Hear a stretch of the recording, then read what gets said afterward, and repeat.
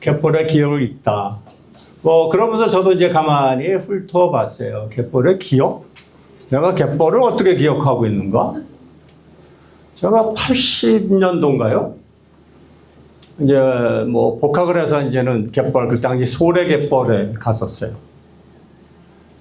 비가 오는데 갯벌을 걸어 다니면서 뭘 하려는데, 와, 이거는 할 일이 아니더라고요. 온몸은 비에 젖었지, 온도 흙탕수성이지, 밥은 못 먹었지. 그래서 내가 그때 결심한 게 있었습니다. 제가 이제 해양학과 출신이다 보니까, 갯벌 생물도 있었고, 지질도 있었고, 물리도 있었고, 화학도 있었는데, 제가 원래 갯벌이 아니라 해양 물리를 하러 들어갔는데, 교수님이 마음에 안 들어요. 그래서, 이거 안 해. 다른 거 해야 하면서 결정을 못하고 있었는데, 그때 이제 그 지질 우리 교수님께서 소래 갯벌을 나가면 내가 그거 보고 난 절대 갯벌은 안 해.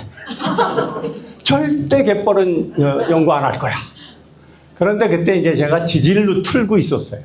왜냐하면 갯벌 생물 쪽에서도 많이 오라고 그러고 학점은 생물이 제일 좋았는데, 생물은 아닌 것 같고, 그래서 할 수 없이 지질을 택할 때였어요.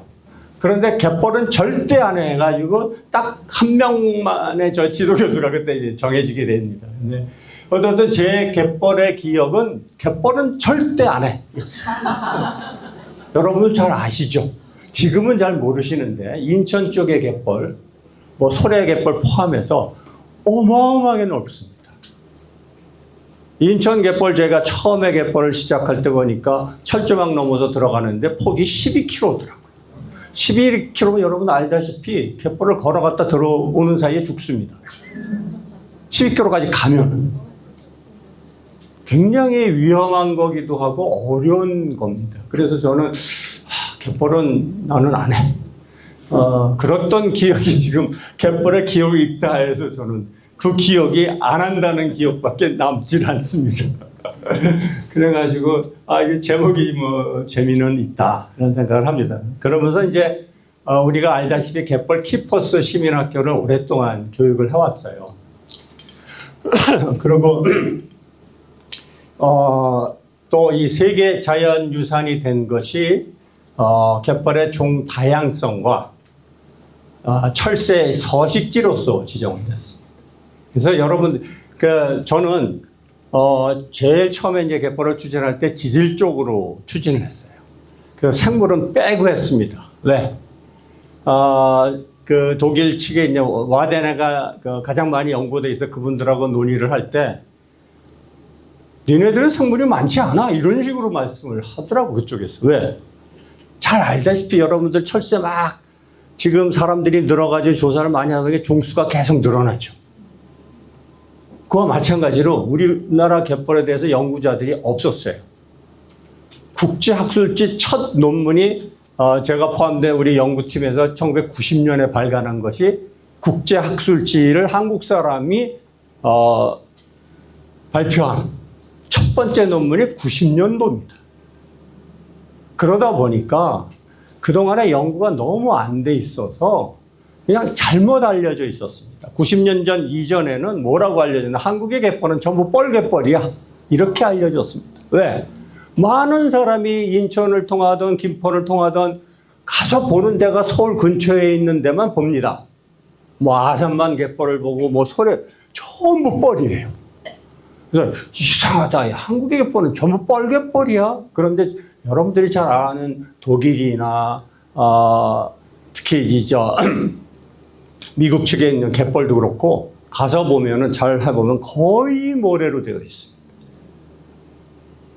그래서 한국의 갯벌은 전부 뻘갯벌이야? 거기에 전 세계적으로 갯벌에서 수로가 왔다 갔다 합니다. 그 변화량이 굉장히 빠른 걸로 알려져 있는데 한국 측에 있는 거를 항공사진 이렇게 조사하더니 미국 사람들이 와서 너희들 갯벌이 좀 이상해. 전부 뻘이면서 갯벌 수로는 1년에 1m씩 이동을 한다는 거예요. 그럼 100년에 100m 이동하니까 항공사진이 아주 뚜렷하게 나타난답니다. 수로 변화가. 근데 니네들은 아무리 봐도 안 변해. 그 니네 이상한 갯벌이야? 그러고 얘기했던 적이 90년 전입니다. 그래서 저희가 사실 자존심이 굉장히 상했어요. 저도 학위 마치고 갯벌로 학위를 마친 게 아니라 저는 돌로 했습니다. 돌로. 암석으로 했는데 학위를 마치고 가서 해양연구원에 들어가서 이렇게 보니까 한국의 가장 좋은 지질 자원이 갯벌인데도 불구하고 서양 사람들이 이상한 얘기를 하는 거예요. 그런 논문도 첫 번째 논문도 하나도 안 썼을 때예요. 그래서 이게 말이나 되냐. 가장 좋은 걸 갖고 있으면서도 그래서 저희가 우리 팀에서 야 우리 갯벌하자. 그래서 90년도부터 고창에 가서 시작을 합니다. 전 남해안하고 서해안 갯벌 한번 다 훑어보고 제일 먼저 할 곳이 여기구나라고 해서 고창에 들어가게 됩니다. 그래서 이제 90년도부터 본격적인 연구를 시작을 하게 됩니다. 그 전까지는 미국 사람들 일부 와서 하고 그랬는데, 그러다 보니까 제가 이 갯벌을 기억하는데 사실 우리나라 갯벌의 연구 초기, 첫 번째 연구가 거의 1989년도부터 한국 사람 스스로 일을 하기 시작합니다. 그 전에 일부 학부생들의 논문이나 해양 생물 하시는 분들이 가서 샘플링을 해서 했던 연구들이 있지만 갯벌 지질로서 여러분들 아는 서식지의 어떤 특성으로서의 갯벌 연구는 굉장히 늦게 시작이 됩니다. 그로부터 제가 90년에 이제 할 수 없이 발을 디뎌가지고 지금까지 갯벌을 하고 있는 상황입니다. 그러니까 길지는 않았습니다. 기껏해야 90년이니까 지금까지 뭐 36년 그 정도밖에 안 됐죠. 이제 갯벌을 기억하게 되면 저는 이제 그런 기억에 빠져 있습니다. 뭐 약간 부정적인 그리고 또 반발심에 미국 교수들이 막 썼던 것들을 반발하는 그런 심에 이제 연구를 시작했던 기억이 있습니다. 강의 내용을 이렇게 주어줬어요. 너는 저기 뭐 주제 발표라고 주면서 이렇게 강의 내용까지 막 주는 거는 또 처음 봅니다. 우리 명호 씨가 저를 너무 잘 아니까 그랬던 것 같은데.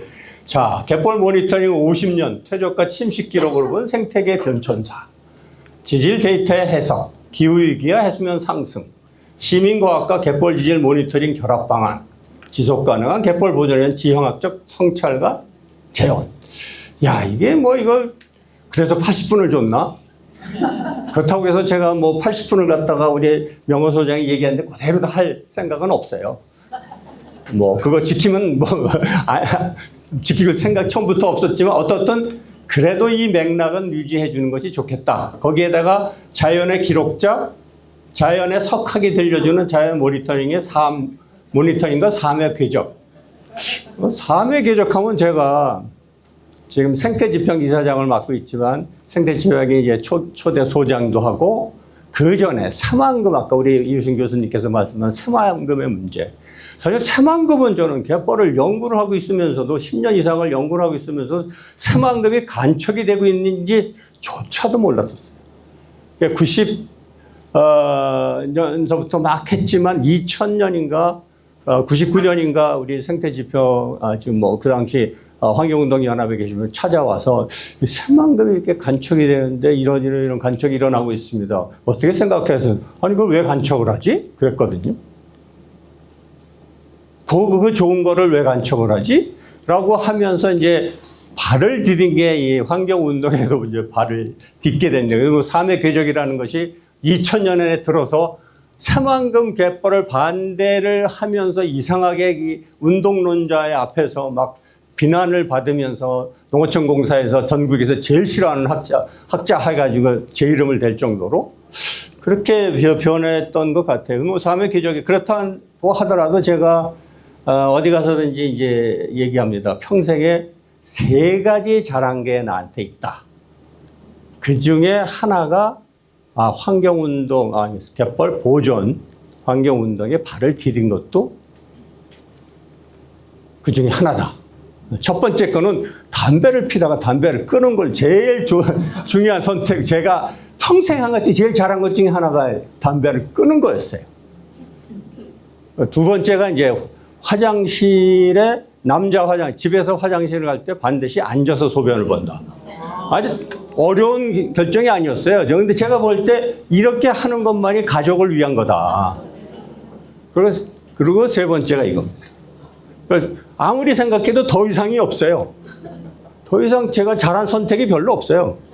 뭐 이랬다 저랬다 하기도 하고 막 그랬는데 그러면서 삶의 궤적이라는 게 별게 없습니다. 그래서 이런 거에 대해 여러분 이제 갯벌 모니터링을 이게 사실 여러분들 대부분 철새들을 좋아하실 겁니다.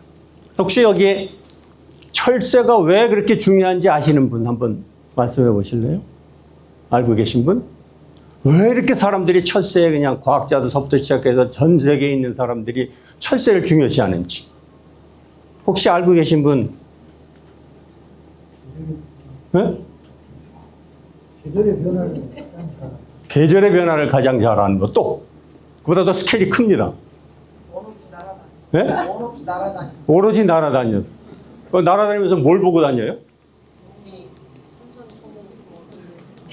아니 우리 이우승 교수 좀 전에 그 뭐에도 뭐 28,500km를 갔다가 왕복한다. 먹이. 먹이도 그렇죠. 네. 또 네? 생태 균형 유지를 새가 할 수는 없죠. 네? 그렇죠. 새가 사는 곳에 사람이 살죠. 뭐 새가 사는 곳에 사람만 삽니까? 다른 것도 살죠. 철새를 하지 않는 다른 사람들이 그래도 굉장히 중요하게 생각합니다. 새 모니터링을 굉장히 중요하게 생각하는 모든 학자들이 다 중요하게 생각합니다. 왜? 바로 지구의 변화를 가장 잘 보여주는 것이 철새다. 어떤 생물체도 남반구에서 북반구 1년에 한 번씩 왔다 갔다 하는 놈은 하나도 없습니다. 사람도 그렇게. 그래서 고려하시는 분들도 고려된 연구가 굉장히 깊이 즐겨하시는 철새가 가장 중요한 지구 기후변화, 지구의 생태변화, 지구가 앞으로 장기적으로 어떻게 변화하는지를 가르쳐주는 것이 철새입니다. 철새를 모니터링해서 우리가 새만금 때문에 엄청나게 죽어버렸어요. 그래가지고 철새가 죽어서 안타까워하는 것이 아니라 그 숫자가 줄은 거가 왠지를 분석해야 됩니다. 새만금은 확실하게 근거가 있지만 다른데 갑자기 철새가 아무것도 없는데 많이 줄었어. 왜? 그 이유를 파악하다 보면 지구에 대해서 이야기를 시작합니다. 스케일이 굉장히 큰 겁니다. 여러분들이 철새를 하시면서도 늘 철새는 내가 왜 이렇게 보느냐, 어떤 새가 없어지느냐, 새로 생기느냐, 내가 발견했느냐. 너무나 이제 사람들이 그런데 이제 취미처럼 빠져 있어요. 근데 저희들 이제 학자들이 보는 눈에서는 굉장히 큰 스케일을 보려고 합니다. 그래서 그런 문제를 여러분들이 늘 갯벌, 키퍼스입니다. 갯벌을 지키는 사람입니다. 서식지를 지켜야 되는 사람이기 때문에 여러분들 머릿속에는 항상 큰 스케일로 보셔야 됩니다. 내가 어떤 철새 좋아하고 뭐 좋아하고 좋습니다. 취미생활 얼마든지 모든 사람의 취미생활 굉장히 중요합니다. 그런데 내가 왜 이 취미생활을 통해서 어떠한 역할을 할 수 있느냐를 볼 때는 좀 큰 스케일로 보시면은 굉장히 많은 것을 알아낼 수 있습니다. 그래서 그 말씀을 드리는 게 생물학은 생명과 생물을 연구하는 자연과학의 한 분야입니다. 생물의 구조, 기능, 성장, 진화, 분포, 그리고 분류. 여러분들이 새만 보고 이게 무슨 종이고 어떻고 이런 것들을 하는 거는 뭘 먹고 하는 거는 생물학의 범주에 속합니다. 근데 여러분들은 생물학자라는 많은 경우에 생태학자라는 말을 많이 듣지 않습니까? 생태학은 뭐냐?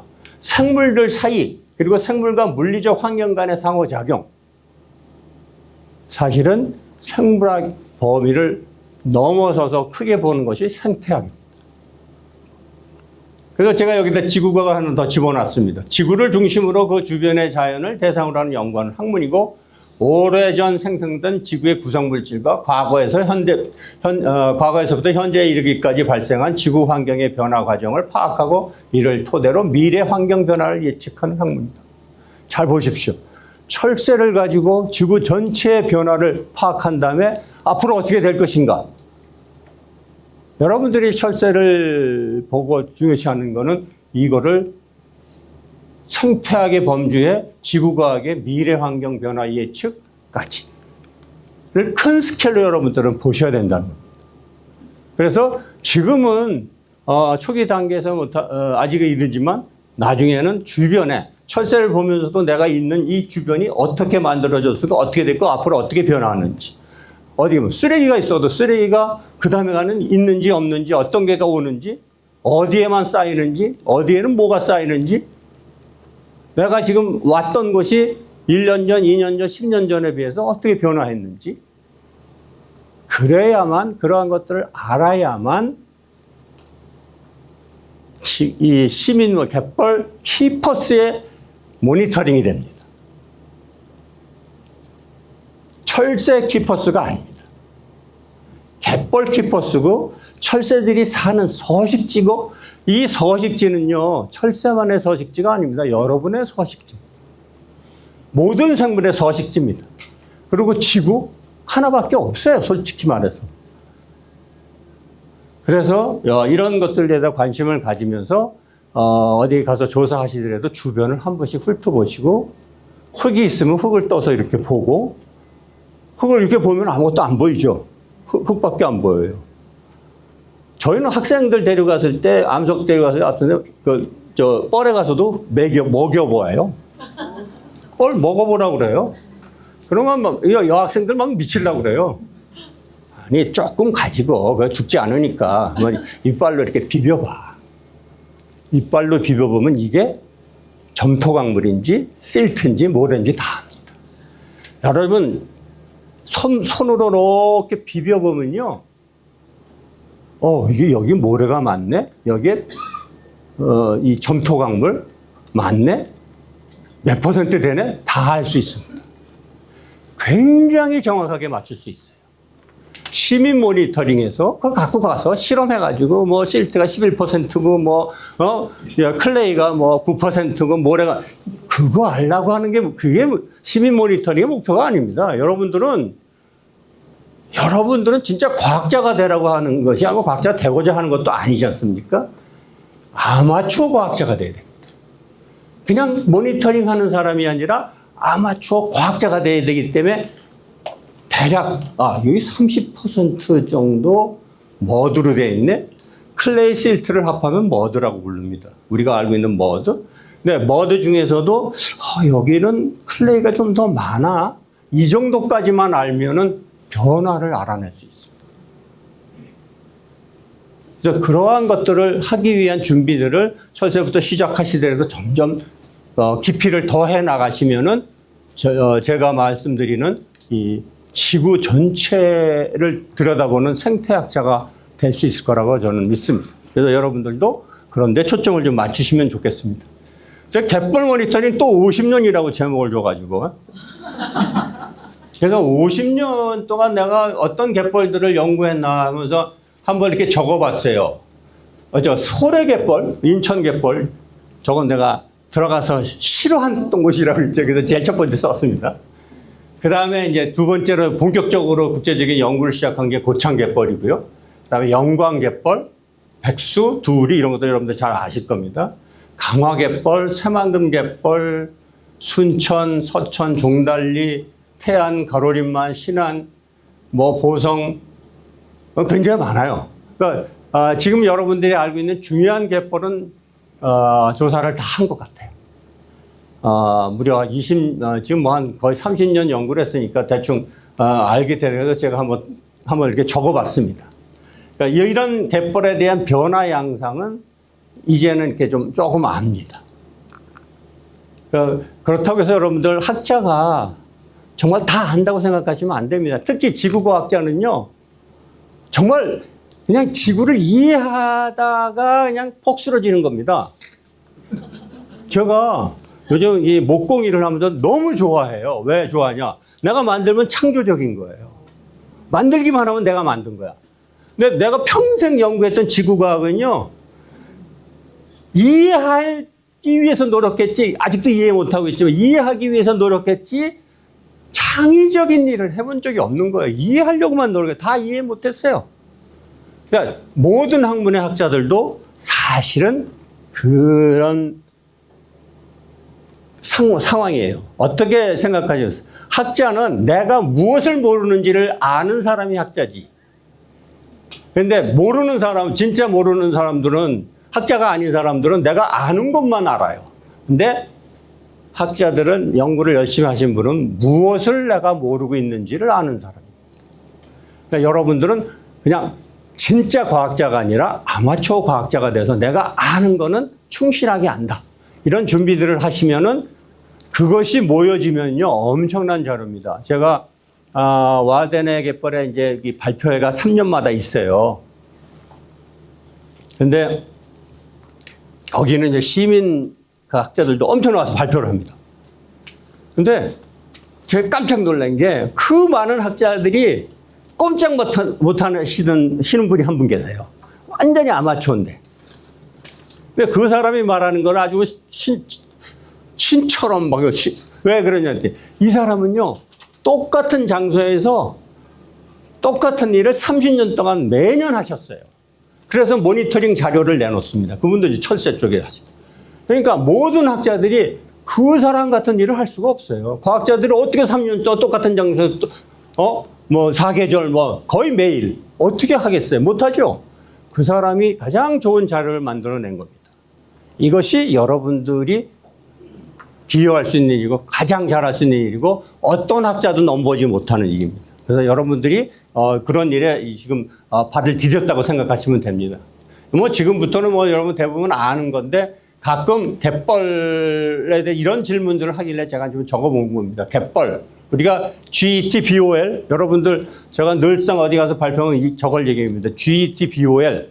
이거 여러분 우리나라 단어 중에서 가장 먼저 영어 사전에 브리테니카 사전에 올라간 단어가 뭔지 혹시 아십니까? 누가 말해요? 온돌입니다. 온돌 그대로 ONDOL로 올라갔습니다. 몇 개 안 돼요. 우리나라 말이 그대로 발음대로 올라간 단어가. 그런데 갯벌이 올라갔습니다. 이거를 저희들이 세계유산 신청하면서 저희도 그냥 갯벌을 타이달 플랫으로 쓸까. 외국 사람들이 이해하려면 세계유산이니까. 그랬는데 오히려 독일에 있는 학자가 갯벌 좋은데요? 그리고 자기네들 걔네는 와덴해라고 합니다. 와덴의 타이달 플랫 아니면 바텐미어라고 해서 아예 그냥 갯벌이라는 용어가 있습니다. 평평한 바다.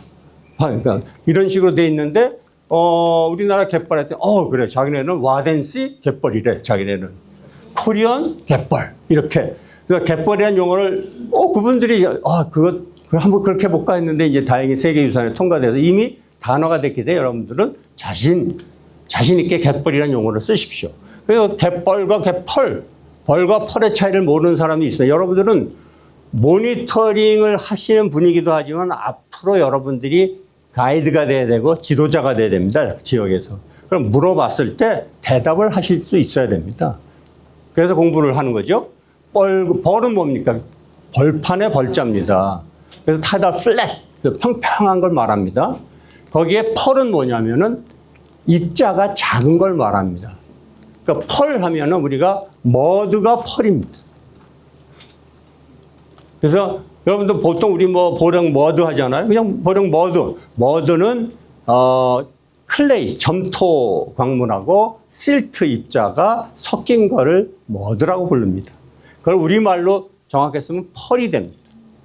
그래서 갯벌과 갯펄 이거 차이가 있는데 그런 것들 여러분들이 잘 아셔야 되고요. 그다음에 타이달 플랫 갯벌이라고 되어 있는데 이거를 정확하게 하면은 조간대란 말을 씁니다. 여러분들이 알고 계신 게 뭐죠? 만조수위하고 간조수위에 드러난 공간. 그렇죠? 그러면 그거는 조석간만의 차이에서 드러난 공간을 조간대라고 합니다. 정확하게는 인터타이달 플랫이라고 부릅니다. 근데 왜 타이달 플랫하고 이거 인터타이달 플랫이 우리가 늘 쓰는 말인데 실제 타이달 플랫은 이거보다 범위가 넓습니다. 타이드의 영향을 받는 걸 말합니다. 그러니까 여러분들 다음 시간에도 할 텐데 내일 하나요? 염생 습지? 염습지도 타이달 플랫에 속하는 이유는 타이드의 영향을 받고 거기에 염분의 영향을 받기 때문입니다. 그래서 타달 플랫인데, 그렇다면은 우리가 여기서 강화도 앞에도 뭐 신안 앞에도 뭐 이런 데를 보면은요, 이쪽에 가시면 이쪽에도 갯벌이 있고 이쪽에도 갯벌이 있습니다. 그러니까 갯벌이 양안에 나타나는 거죠. 강과 하구 갯벌도 양안에 나타납니다. 그래서 그리고 여기에 있는 퇴적물은 대체 어디서 주로 오느냐? 많은 사람들이 새만금 때 또 생각나네요. 새만금 때 국내에 많은 사람들이 특히 농어촌 공사하고 농대에 계신 분들이, 그리고 일부 분들이 우리나라에 있는 갯벌의 펄은 다 중국 황하강으로부터 온 거다. 황하강으로 왔기 때문에 간척하고 나면 또 쌓여가지고 황하강 아직도 엄청나게 밀려오니까 또 생긴다. 그러니까 간척 얼마든지 해도 좋다. 이렇게 주장을 했어요. 말도 안 되는 얘기들을 하더라고요. 그래서 그거를 깨부시기 위해서 황해 전체 퇴적물의 분포를 보여주면서 토론회 때 이런 것들 보여주고, 이건 여긴 넘어올 수가 없는 겁니다. 우리나라의 갯벌은 우리나라에서 나간, 강으로부터 나간 펄들이 나가서 다시 들어와서 쌓이는 겁니다라는 것을 설득하느라고 상당한 시간이 걸렸어요. 그래서 퇴적물 공급지는 육지의 강으로부터 왔다가 밀려 나갔다가 다시 만조 때 들어옵니다. 다시 또 쓸려 나가고 들어오고 들어가고 이런 계속 반복을 하면서 만들어지는 것이 갯벌이고, 그러다 보니까 1년에 많이 쌓이는 것이 1cm 정도 쌓이고, 대부분 우리나라 전체에 0.5에서 1mm 정도 쌓입니다. 1년에. 굉장히 느린 겁니다, 작용이. 그래서 제가 흔히 학생들하고 가거나 뭐 사람들 가면은 갯벌 때 손을 집어넣어 보세요. 그러면 뻘 이렇게 집어넣으면 손 쑥 들어가면 얼마큼 들어가요? 20cm 정도 들어가요. 너 지금 만져봐. 200년 전에 갯벌 만지고 있는 거야. 이게 갯벌이다. 하루아침에 되는 게 아니다. 200년 전이다. 걸으면서도 그냥 걷지 말아라. 발로 느끼면서 걸어라. 내가 지금 걷고 있는데, 모래 위를 걷고 있는데, 모래를 했는데 그 밑으로 푹 들어가는 게 있어. 저 밑에 뻘이 있나 보네? 밟았는데 딱딱해. 여긴 파도가 치는 곳인가 봐. 이런 식으로 걸으면서도 자기가 걷고 있는 갯벌이 어떤 것인지, 속에는 어떤 걸로 구성이 되어 있는지를 느끼면서 걸어라 그럽니다. 그러면 상당히 많은 걸 알 수 있습니다. 계절 변화? 늘 같은 데 걸어서 계절 변화가 여기가 얼만큼 있는지를 발로 느낍니다. 파보지 않고도 압니다. 그런 것들을 제가 다 육지의 강으로부터 와서 이것이 다시 끊임없이 왔다 갔다 하면서 오는데, 우리나라의 황해의 특징이 뭡니까? 북서 계절풍이 불잖아요. 그 다음 남동풍이 불 때는 굉장히 파도가 약해집니다. 근데 북서 계절풍이 파도도 세고, 거기에다가 황해 우리나라 쪽은 굉장히 조차가 높죠. 많은 사람이 황해 전체가 조차가 큰 걸로 생각하는데 그렇지 않습니다. 중국은 거의 대부분 중조차입니다. 다부터 아무리 높아야 5m를 넘지 않습니다. 거기에 대부분 3m 이하입니다. 근데 우리나라 서해 갯벌은 거의 다 6m 이상입니다. 인천으로 가면 더 높아지죠. 대조차라고 부릅니다. 조차가 큰 것이 우리나라. 왜 그런 것 같아요? 왜 우리 쪽이 높아요? 같은 황해인데? 누가 물어보면 돼요. 제가 초등학교 강의를 누가 부탁을 해가지고 강의를 했는데, 질문을 받아보니까 끊임없이 질문이 들어와요. 한번 처음에는 질문 못하고 막만 하다가 한두 명 이렇게 열어주잖아요. 그러면 제가 1시간 정도 강의인데 2시간 반 한 경우가 있어요. 질문 때문에. 애들을 거기서 질문을 끊으면은 내가 과학을 하라고 이런 강의를 하는데 과학자의 길을 막을 수도 있다는 생각이 들더라고요. 그래서 끊지 못하고 늦게까지 질문을 받아서 진짜 별난 질문 다 들어옵니다. 이런 거 말고 뭐 엉뚱한 것도 들어와요. 그래도 아주 친절하게 답변을 해야 됩니다. 야, 그거 알 필요 없어. 이렇게 하면 안 됩니다. 우리 지금 얘기하고 있는 거 아니야? 라고 하는 순간 안 됩니다. 그것도 살짝 이어서 여기야 지금 내가 얘기한 거하고 연결시켜서도 설명하기도 하고 해야 됩니다. 여러분들은 사실 제가 그 와덴에서 이제 일부러 우리나라 방송국 PD들이 좀 얘네들 체험하는, 갯벌 체험하는 거 좀 찍게 해주세요 해가지고 섭외를 해서 거기에 대학원생이 아르바이트로 이제 여름철에 와가지고 가이드 역할을 해요. 그러면서 이제 설명하는 모습을 찍었는데 그때 이렇게 보니까 대단히 많은 것들이 일어나고 있더라고요. 그래서 그런 것들을 따라가서 하다 보니까 그 학생은 그게 아르바이트래요. 2달 동안 방학 중에 하는데 자기는 공대 학생이 되더라고요. 공대 대학원 다니는데 2달 아르바이트 하면 굉장한 수익이 생긴답니다. 우리가 아직 거기까지 안 가서 그렇지 사실은 그런 당황이 되면 굉장히 많은 아르바이트생들이 방학철에 몰려들 정도로 쫙 플랜을 해서 그걸 다 한 15명 놓고 교육을 하는데 그때 보면은 그런 질문들을 많이 받습니다. 그거 하나하나 답변하실 수 있어야 됩니다. 그래서 제가 이런 것들을 누가 질문을 했을 때 애들이 질문했을 때 여러분은 답변하실 수 있어야 됩니다. 어떠한 거라도. 그럼 애들은 분명히 황해야 전체의 조차가 높다 그러니까 뭐 인천에 9m가 넘고 9.5m, 10m도 넘으니까 그럼 중국도 높은 줄 알아요. 안 그래요. 새만금 때 수치 모델링 내가 시켜가지고 수치 모델링 했더니 새만금을 막는 순간 중국 측에는요 1년에 8cm 정도 조차가 줄어들어요. 그 정도로 황해가 전체가 영향은 주지만 8cm밖에 안. 그리고 그쪽하고 이쪽하고 얘기하면은 수미터가 차이가 납니다. 왜 그렇겠어요? 여러분들은 공부하면서 코리올리스 포스 모르는 사람 없죠? 북반구에서 물이 흐를 때 오른쪽으로 치우쳐 흐른다는 거 모르는 사람 없죠? 없죠? 처음 들었습니다. 왜 그렇게? 근데 원래 코리올리스 포스라고 해서 코리올리스 그거는 중학교에 나옵니다. 중학교 때 공부 안 하셔서 그래요. 그때 좀 놀았습니다. 네. 그래서 북반구로 가면은 오른쪽으로 치우친다고 그러잖아요. 항상. 남반구라고 하면 왼쪽으로 치우칩니다. 석유 유전 조사할 때도 이거 굉장히 중요합니다. 왜냐하면 모래가 계속 오른쪽으로 이동하면서 쌓이니까 오른쪽이 훨씬 두껍게 퇴적이 되니까 그것이 나중에 석유를 캐면 여기가 훨씬 두껍습니다. 왼쪽보다. 강의 왼쪽 이런 데. 바닷속에도 강이 흐릅니다. 강의 바닷속의 강도 오른쪽으로. 야, 코리올리스 오른쪽 치우쳐요. 그러면 이 조차가 생기는 건요. 여기서 좀 이따 설명을 할 텐데 큰 파가 조력에 의해서 특히 달의 힘에 의해서 쭉 잡아당긴 높은 것이 지구가 움직이니까 이놈이 쑥 황해로 들어와요. 그러면 들어오면서 어느 쪽으로 갑니까? 오른쪽으로 치우치죠.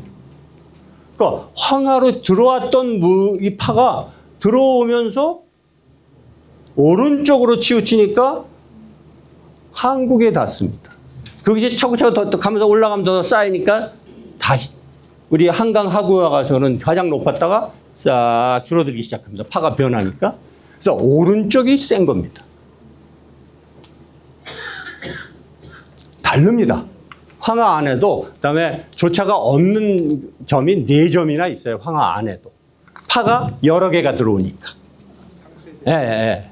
그래서 이런 것들 여러분들 혹시 누가 물어볼 때 요즘은 그냥 챗GPT에 물어봐 이러지 마시고 대략 설명하신 다음에 그다음에 더 알아보자 해야 애들이 더 열심히 합니다. 그래서 여러분도 아셔야 됩니다. 그래서 강화도 같은 이런 데 이제 이게 그 개방형 갯벌 같으면요. 여기 양쪽에 갯벌이 있는 게 아니죠. 한쪽에만 있죠.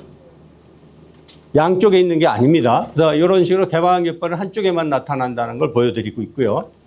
그다음에 우리나라도 특히 습지보존법의 갯벌.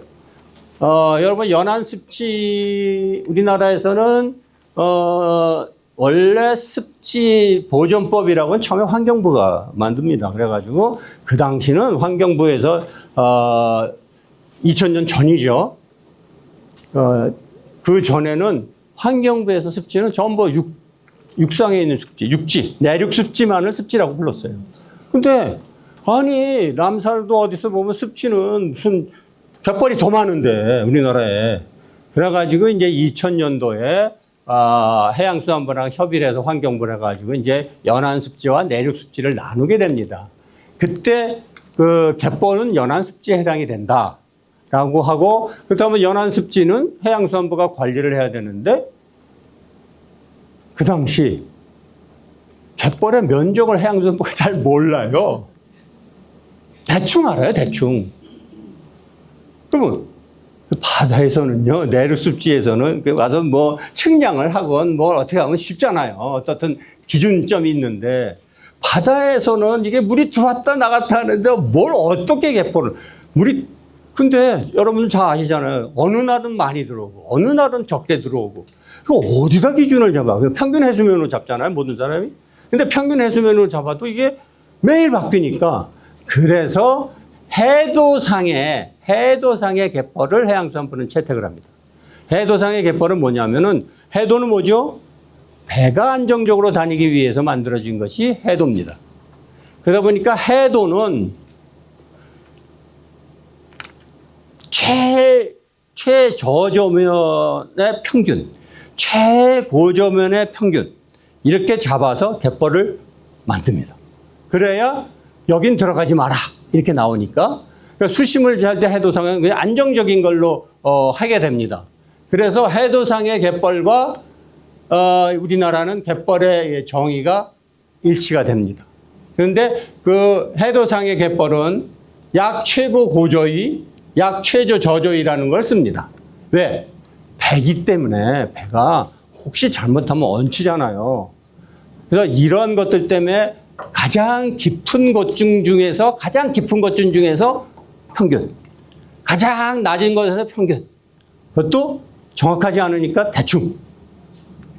그래서 이게 우리나라에는 해도상에는 요 기준이 있습니다. 그냥 워낙 변화가 무쌍하니까. 그런데 요것은 대조 평균이라는 게 있어요. 가장 물이 많이 들었을 때, 많이 내려갔을 때의 평균 수위는 또 나와 있어요. 그것보다도 더 깊거나 더 높거나 합니다. 그러니까 사실 저 해수가 말한 저 해도상의 갯벌은 굉장히 의미 있는 갯벌입니다. 갯벌의 면적을 넓게. 그러나 우리들은 뭐라고 그러죠? 람사를 보니까 약 최저 저조선, 여기서 최저조선에서 6m 아니냐. 이걸 람사르에서 국제사회에서는 그걸 갖다가 습지라고 보는데, 그렇다면은 내륙 갯벌이는 연안습지도 그렇게 잡아야 되지 않느냐라고 주장을 해서 지금 먹혀는 들어가지만 아직은 하기가 곤란한 것 같아요. 어떻든 여러분들이 이렇게 알아야 돼요. 주장은 사실은 여기까지 갑니다. 왜냐하면 람사르에서 국제사회에서 이미 이렇게 했으니까. 그래서 저희들이 세계유산 신청할 때도 이거를 많이 적용하려고 노력했습니다. 대충 수심 한 10m까지는 가야 되고, 최소한 안 돼도 최저조선 6m까지는 간다. 이렇게 국제사회에다가 우리가 내놓는 거니까 이랬던 적이 있습니다. 그러나 아직까지도 우리나라의 해양섬을 관리하는 갯벌은 해도상의 갯벌의 정의를 쓴다. 이런 것들 아시면 되고요. 그래서 여러분들은 우리는 갯벌을 정확히 말하면 조간대입니다. 펄, 혼성, 모래갯벌이 이렇게 있는데 조상대. 우리 지구과학에서도 해양 지질에서도요. 조간대는 좁은 의미의 갯벌이고 넓은 의미의 갯벌은 조상대, 조하대까지. 이 조하대도 사실은 따지고 보면 굉장히 저 수심 2000m에서도 조하대라고 할 수 있어요. 왜? 조하대의 정의는 타이드의 영향을 받는 걸 말합니다. 근데 2000m 수심에서 타이드의 영향을 받습니다. 그러나 이제는 국제사회에서 볼 때는 6m 정도, 또는 여기에는 고랑이 10m가 되고 20m가 되는 거기는 조류의 영향을 많이 받으니까 그건 다 조하대에 속한다. 이렇게 정의를 내리면 되고요. 그래서 조간대는 맨 위에 펄과 혼성과 모래갯벌이 차례대로 나옵니다. 죄송합니다. 제가 좀 그 감기가 심해가지고 거의 나아가는 과정인데 목소리도 좀 변하고 그랬습니다. 그래서 기침이 좀 나옵니다. 이제 여러분들은 이 펄개펄을 어디나 우리나라 이제 그 가서 처음에 딱 만나는 데가 펄이에요. 그런데 해수욕장 가면 모래가 만나요. 그거는 우리나라 서해안에 있는 해수욕장에 가서 뭐 아니 여기 갯벌 없는데 여기 해수욕장이야 그게 아니라 대부분의 서해안의 해수욕장은 이 모래 갯벌이 여기까지 와 있는 겁니다. 파도가 치면은 많이 세면은 파도가 뻘로 조차에서 조류에서 들어왔던 뻘을 띄웁니다. 띄운 것이 다 나가버리니까 모래만 남습니다. 그러면 여러분들 정의에 의하면 동해안에도 갯벌이 있습니다. 그렇죠? 만조와 간조가 있어요. 30cm밖에 안 되니까 한 2, 3m 변합니다. 2, 3m. 그래도 정의에 의하면은 동해안에 2, 3m 폭도 갯벌입니다. 근데 뻘이 하나도 없죠? 파도가 세니까 다 또 나갔기 때문에 그렇습니다. 여러분 동해 가니까 뭐 바다 해안가에 뭐 모래 뭐 자갈만 있으니까 야 여기 동해 전체가 모래로 됐네. 거기서요 200m만 들어가면요 수심 200m. 제 기억으로는 제가 한 35m까지는 들어갔었는데 그 동해 35m 들어가면 뻘이 엄청나게 많이 쌓입니다. 그리고 200m 수심 이하는 전부 뻘입니다. 동해 전체가 뻘로 되어 있습니다. 그 정도로 뻘이 많고 특히 한국에 있는 뻘도 나중에 좀 한국이나 황해 갯벌은 대단히 중요한 갯벌인 이유가 또 있습니다. 그건 나중에 설명드리겠습니다. 그래서 이 펄 갯벌이 나타나는데 원래 있어야 되는데 없어진 것이고 파도 때문에 나간 것이지 없는 게 아닙니다. 그런데 이 펄 갯벌의 여기 그림을 보시면 막 휘죠. 펄 갯벌은 이렇게 사행을 많이 합니다. 제일 위험한 것이 펄 갯벌이고 그래도 여기 염습지는 위험하지 않아요. 그런 대로. 근데 여기서 잘못해서 뻘 들어갔다가 사람들이 많이 죽습니다. 옛날에 많이 죽었어요. 왜?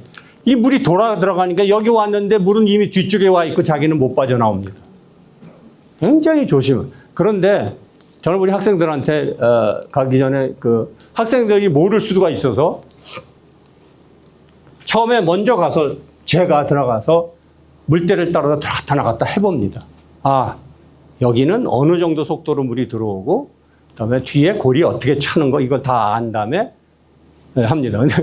그 학생들이 이제 옛날에 뭐 제 아들까지 데려간 적이 있어요. 학생이 한 60, 70명 있는데 내 아들까지 한번 데려간 적이 있는데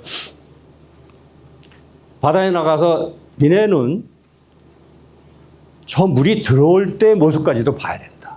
그러면서 물이 들어올 때 맨발로 가만히 서 있어 봐야 된다. 그랬더니 애들이 뭐 그건 처음에 모르니까 따라 나오죠. 여러분들 저 물이 맨 마지막에 빠졌을 때 거기 가서 맨발로 한번 서 계셔 보세요. 막 물이 들어오니까 무섭죠. 들어올 때만 거품이 파도처럼 들어옵니다. 그러니까 가장 안전한 곳이라고 생각하는 데 가서 이렇게 서보죠. 항상 거기 끝에 가면 거의 다 모래입니다. 발이 간지럽습니다. 발가락 끝이 막 간지러워요. 이유를 혹시 아시는 분 계세요? 살아있는 뭔가가 있나요? 살아있는 뭔가가 있나요? 살아있는 뭐가 있어요? 맞습니다. 우리가 어디 무슨 뭐 사우나 어디 뭐 그런 데 가면 물고기가 이렇게 막 쏘는 데가 그렇습니다. 발가락을 막 뭐 건드립니다. 철새들이 미쳤다고 물 따라 걸어오면서 먹습니까? 철새들이 독특한 것이 다 이렇게 물이 들어올 때 같이 따라 들어오면서 먹습니다. 사람들은 고창에 계신 분들 잘 알아요. 저도 우리 고창 처음에 연구할 때 경운기 소리가 들려. 나가야 되는구나. 네. 물이 들어오는 시간부터 경운기들이 철수를 하기 시작합니다. 그래야 안전하니까. 그래서 사람들은 물이 들어올 때는 무조건 먼저 피합니다. 그런데 생물은 아닙니다. 그때가 제일 좋습니다. 그래서 그때 안전한 곳에서 이렇게 하다 보면은 발가락이 막 간질간질해요. 막 계속 건드려요. 그걸 그러니까 그때 여러분들이 그 돌말이라고 들어보셨습니까? 갯벌에 뻘에 모래에도 많이 생기는데 특히 뻘에 많이 생깁니다. 여름철에 햇빛이 쨍쨍 내리칠 때 뻘을 2시간 있다 이렇게 쳐다보세요. 아무렇지 않다가 2시간에서 옆으로 이렇게 보면 녹색으로 쫙 빛이 납니다. 이게 돌말입니다. 다이아톰이라고 하죠.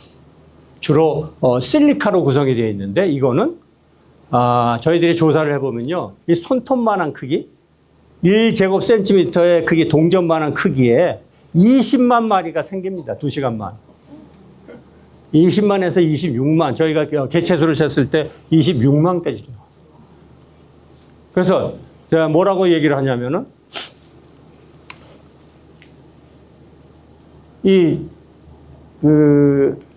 고기들이 막 특히 뭡니까 저기 그 봄철에 숭어, 갯벌을 막 먹어.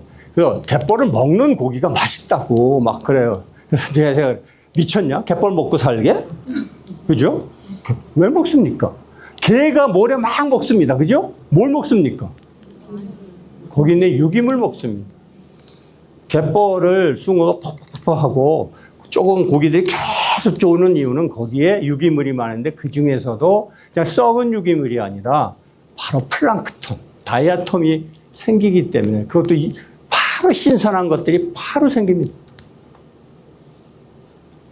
그게 있으니까 물이 싹 들어오기 시작하면 고기가 살살살 일어납니다. 물쌀 때문에. 그거 먹으러 엄청나게 들어옵니다. 그러니까 그런 모습을 사실은 여러분들이 나중에 교육시킬 때 직접 경험식을 시켜줘야 압니다. 바로 걸으면서 맨발로 걸으면서 맨발 속에서 발바닥 밑에 뭐가 있지? 한번 파볼래? 그거 뭐가 있어? 왜 푹푹 빠졌어? 어디는 안 빠져? 또 거기 가가지고 이렇게 맨발에서 뭐가 닿는 것 같아? 또 보면 다릅니다. 그 다음에 돌말이 어떻게 생기는지 색깔 보여주고 얼마나 많은지 그 현미경으로 보면요. 쌀독을 찍은 것 같아요. 쌀 입자만한 것들이 있거든요. 그거보다 모양이 다르긴 하지만 쌀 입자 같은 거 모양을 보면요. 쌀독을 이렇게 우리가 사진을 탁 찍으면 어떻습니까? 쌀 가득 치잖아요. 그렇게 많습니다. 엄청나게 많은 먹이원을 주는 거가 갯벌입니다. 그것도 2-3시간 만에. 그래서 이러한 것들인데 뻘이기 때문에 이 뻘갯벌이 굉장히 중요합니다. 특히 요 뻘갯벌하고 혼성갯벌에서 가장 많은 먹을 것들이 생깁니다. 그 다음에 저서 생물들도 이것 때문에 여기 엄청나게 삽니다. 모래갯벌보다 훨씬 많은 놈들이 여기 삽니다. 그래서 이것이 굉장히 중요한 역할을 합니다. 그런데 이 모든 것은 조류에 의해서 또 파랑에 의해서 다시 영향을 받고 이같이 물리적인 현상에 의해서 영향을 받습니다. 그래서 우리가 이거를 이해할 때 비로소 질문에 답할 수도 있고 더 많은 생각을 할 수도 있습니다. 여러분들도 알다시피 이게 달 때문에 물이 왔다 갔다 한다고 그러는데 정말 그렇습니까? 달이 물을 잡아당기는 건 확실해요. 근데 지구 위에 우리가 앉아 있잖아요. 무슨 소리예요? 고창에서 이렇게 물이 막 들어와. 야, 물 되게 빠르게 들어오네? 그게 아니라 내가 지금 들어가고 있는 중이죠? 그건 아시겠어요? 왜? 물은 자유스럽게 달 때문에 움직이지만 나는 땅을 밟고 있잖아요. 내가 들어가는 겁니다. 나는 가만히 서 있는데 왜 물이 들어와요? 내가 가고 있는 겁니다. 그래서 이게 하루에 2번 이렇게 도니까 내가 여기 따라서 뚝 도니까 밖으로 나갔네? 물에 들어갔네? 밖으로 나왔네? 들어갔네? 이렇게 되는 거죠.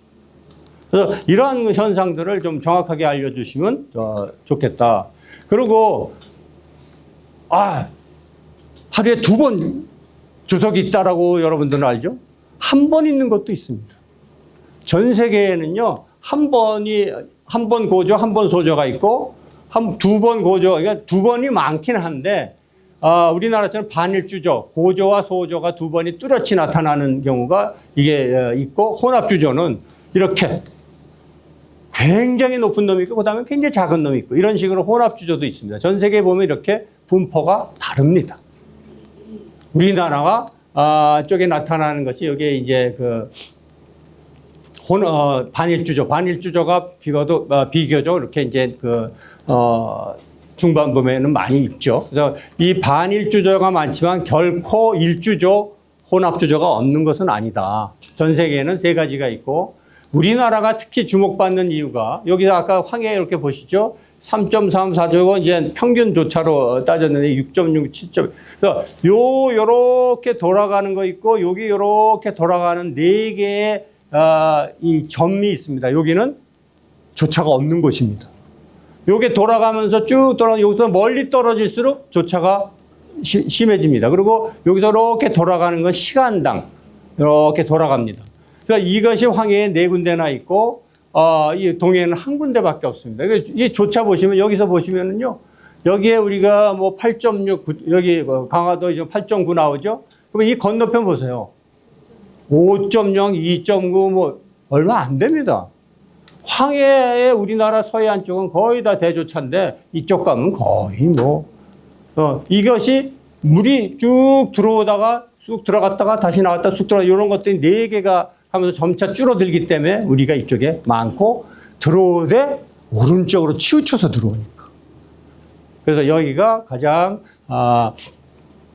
높은 것이 나타납니다. 이와 같은 형태를 보이기 때문에 그렇습니다. 그래서 그런데 이제 우리나라는 독특하게 전 세계에 뭐 이렇게 대부분은 조차가 높은 데는 높고 낮은 데는 낮고 그 정도인데 우리나라는요 동해는 너무 낮고 황해는 너무 높고 여기 중간. 그래서 우리 그 조차로 구분하면 대조차, 중조차, 소조차 뭐 이렇게 구분을 하기도 하고 소조차, 중조차, 저대조차, 고대조차 이렇게 구분을 하기도 합니다.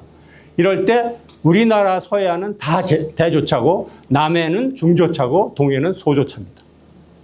그래서 야 이게 어떻게 동해, 남해, 서해가 완전히 조차 가지고도 완벽하게 구분이 되는구나 하는 걸 우리가 알 수 있습니다.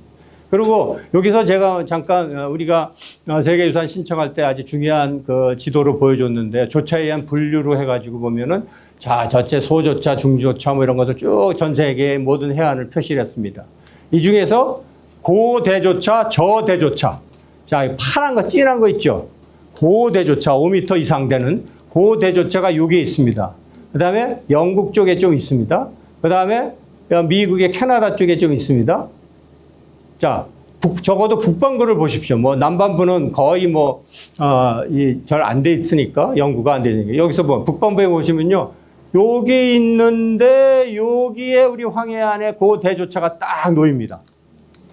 그런데 이쪽에 있는 와데네하고 여기하고 우리가 직선 거리로 따지면 1000km 차이가 납니다. 위도 차이가 그게 나기 때문에. 자, 그럼 무슨 일이 벌어지느냐? 우리는요, 온대긴 온대인데 사계절 변화가 있는 온대이면서 모든 대조차, 고대조차 갯벌 중에서 가장 남쪽에 있습니다. 무슨 소리예요? 따뜻한 대조차 온대 갯벌이에요. 조차가 크니까 굉장히 갯벌이 넓게 발달하고 그러다 보니까 펄갯벌, 모래갯벌, 혼성갯벌이 다 같이 나타납니다. 거기에다가 따뜻하죠.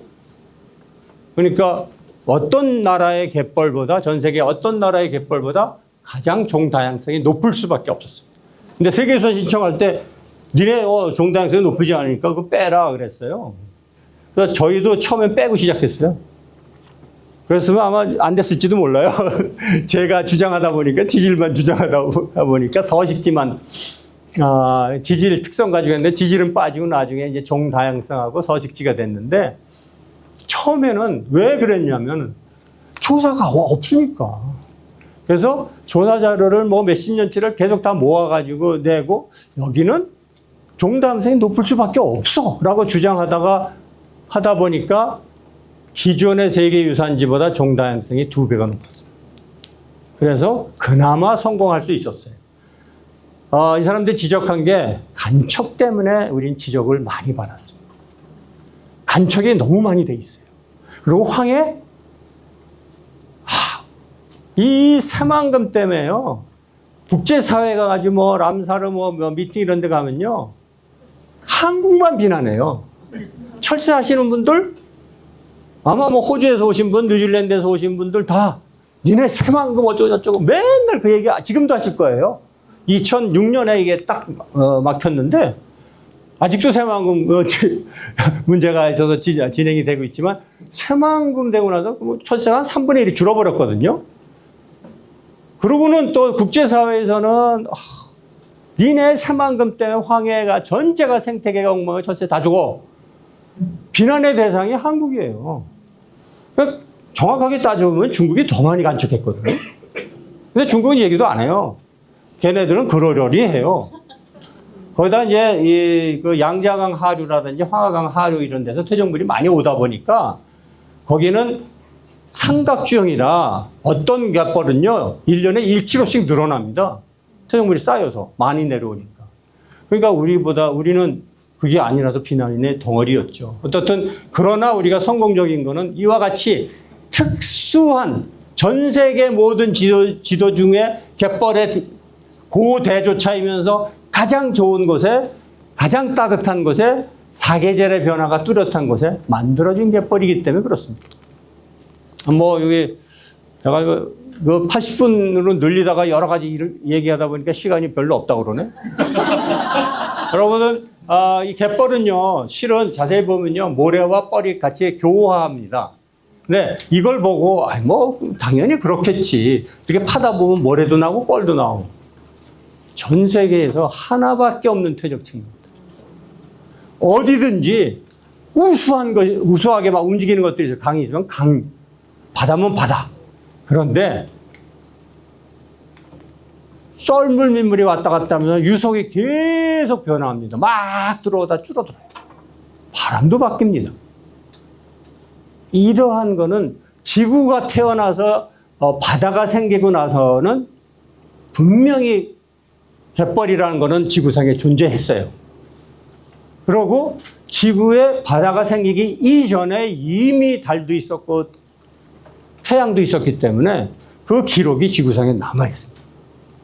이와 같은 조속 리듬이라고 하는데 모래와 뻘이 같이 쌓이는 거는 화석입니다. 여러분들은 우리나라 갯벌이 전부 화석에 해당됩니다.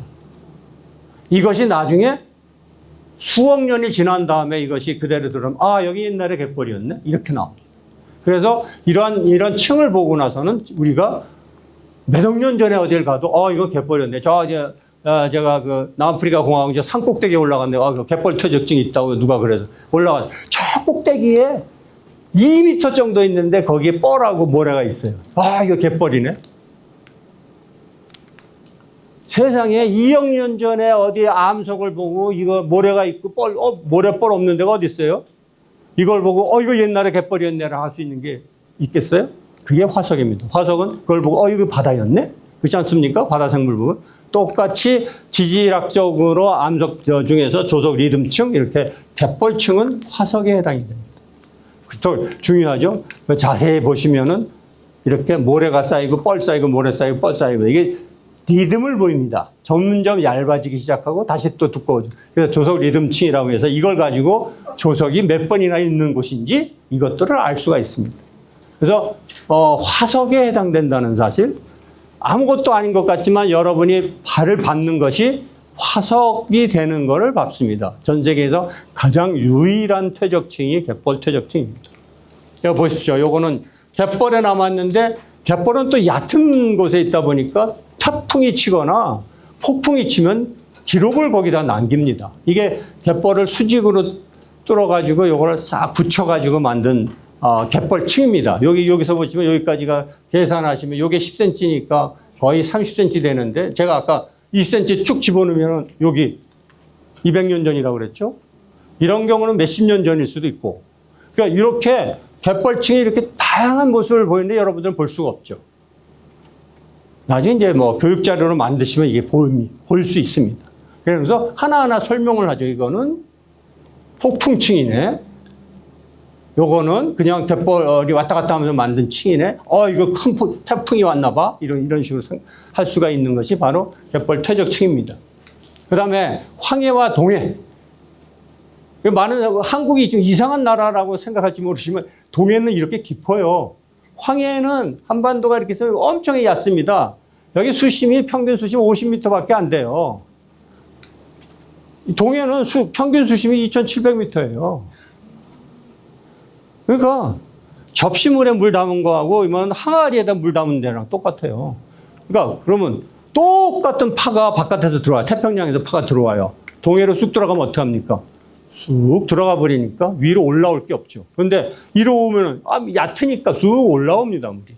그래서 조석간만의 차가 틀립니다. 동해와 황해가 너무너무 많이 차이 나는 나라가 우리나라입니다.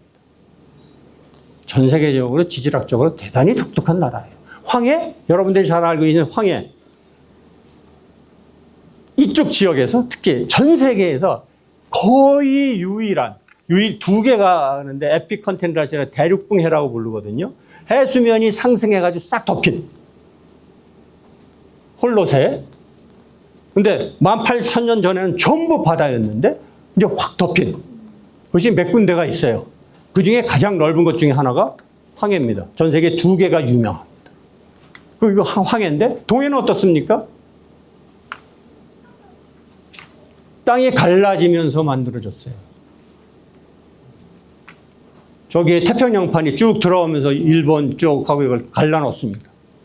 그러니까 굉장히 수심이 깊은 바다가 있고 또 되는 그러니까 두 개의 전 세계에서 유명한 바다가 우리나라에 있는 겁니다. 황해와 동해. 동해는 해양 물리학하는 사람들이 가장 많이 연구하는 곳입니다. 전 세계의 모든 해양 물리학자들이 여기에 대해서 연구를 합니다. 태평양을 연구할 수가 없으니까 너무 넓어서 동해를 연구하면 그와 같은 거를 모델을 할 수가 있어서 그래서 동해와 황해가 있어. 우리는 황해를 중요시하죠. 또 이쪽 지역은요, 우리나라 뭐 강도 지금은 많이 안 흘지만 어떻든 이쪽에 전체 지구상에서 가장 많은 강퇴적물이 바다로 유입되는 곳입니다. 강퇴적물 여러분들 갯벌에 강퇴적물이 오기 때문에 영양염이 풍부한 겁니다. 그렇기 때문에 생물 종다양성이 높은 겁니다. 바다에 먹을 거 없습니다. 표충밖에 먹을 게 없어요. 진짜 태평양에서요. 제가 오징어 한 마리를 잡았어요.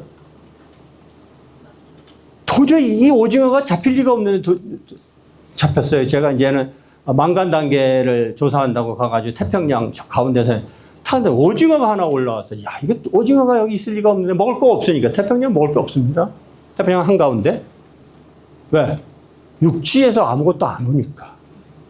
오징어에서 야, 이게 신기하다 해서 오징어를 해가지고 회를 먹었죠, 당연히. 뭐 상어도 잡아서 먹었는데요.